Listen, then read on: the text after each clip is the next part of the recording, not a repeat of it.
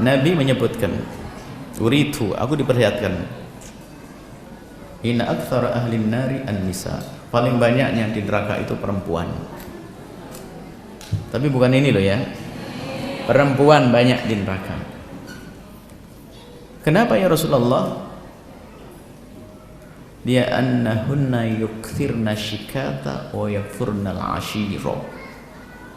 Sebab banyak perempuan-perempuan itu yang masuk neraka itu yukthirna syikata, ngeluh tok sama suami, dikit-dikit ngeluh.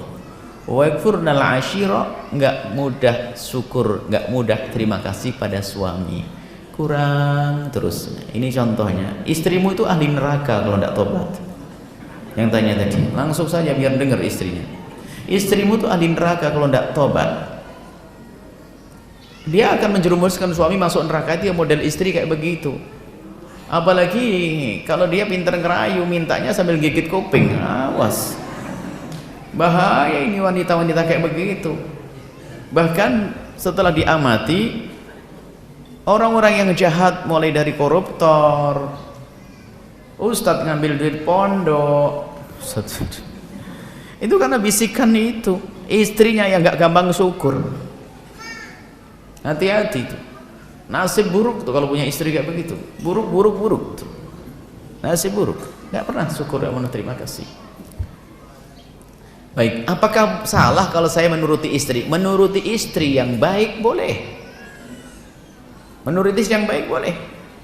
Bahkan menyenangkan istri adalah anjuran dari baginda Nabi SAW. Tapi kalau model istri seperti itu, Anda tersiksa nanti. Punya istri semacam itu sudah nasib buruk deh buat Anda. Mau diapain lagi? Wong Anda punya perusahaan kayak apapun nanti harus gini lagi, harus gitu lagi.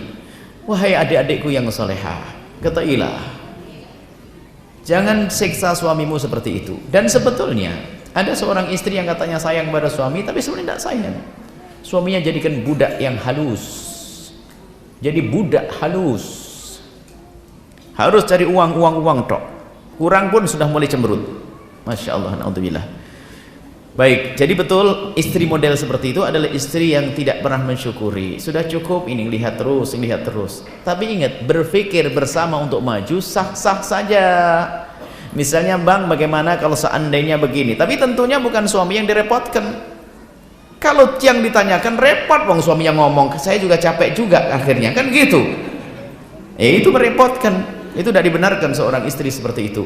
Wahai istri yang solehah, apa yang Allah berikan kepadamu melalui suamimu, lihat, itu berkah jika engkau terima dengan lapang hati. Pandai-pandailah mengatur rumah tangga, jangan babnya kurang terus. Akan tapi seorang istri yang solehah dikasih uang sebegitu saja, akan tapi ternyata di akhir tahun menjelang hari raya sudah punya tabungan. Saya teringat dengan guru mulia Habib Hasan bin Ahmad Baharun. Beliau punya seorang istri, Syarifah Khadijah, adalah istri yang harus jadi contoh di zaman sekarang. Nah, cerita langsung pada kami, ustadzah itu kalau saya beri ya juga banyak-banyak, ini sekedar kebutuhan karena kita ngurusi pondok. Akan tapi suatu ketika di saat pondok membutuhkan sesuatu, punya tabungan. Hebat itu. Ini ada seorang laki-laki punya istri minus terus itu, sayang sama suami, beli terus nasinya, belinya cateringan, nggak mau masak. Jadi nggak seperti istri yang soleh. Awas, banyak ahli neraka dari perempuan cirinya dua: gampang ngeluh kepada suami dan tidak pernah syukur kepada suami. Hati-hati kalau ada di antara yang hadir begitu, ya ahli neraka. Tapi ingat wahai para suami, selagi Anda bisa memuliakan istrimu dengan yang halal, muliakan, sebatas tidak merusak akhlaknya, tidak menjadikan mereka keluar dari kebenaran. Kalau pengen baju yang bagus, belikan baju yang bagus, asalkan tidak menjadikan dia sombong. Apakah salah kalau kita membelikan mobil istri? Ya boleh, Anda punya uang. Yang repot Anda tidak punya uang karena membelikan istri, ngutang. Memang hutang nggak pakai bayar, yang bayar siapa? Istrimu. Yang bayar Anda. Anda pun mulai di sana harus bayar utang, kredit, segala macam. Lihat, gaji pas-pasan, setan berbisik, tagihan. Sudahlah, ambil haram pun tidak apa-apa, yang penting tagihanmu kebayar. Masuk neraka gara-gara istri. Seperti itu ya. Jadi kami himbau kepada para wanita agar tidak menjadi wanita tadi yang ditanyakan. Dan Anda sebagai seorang suami, Anda harus sedikit punya ketegasan.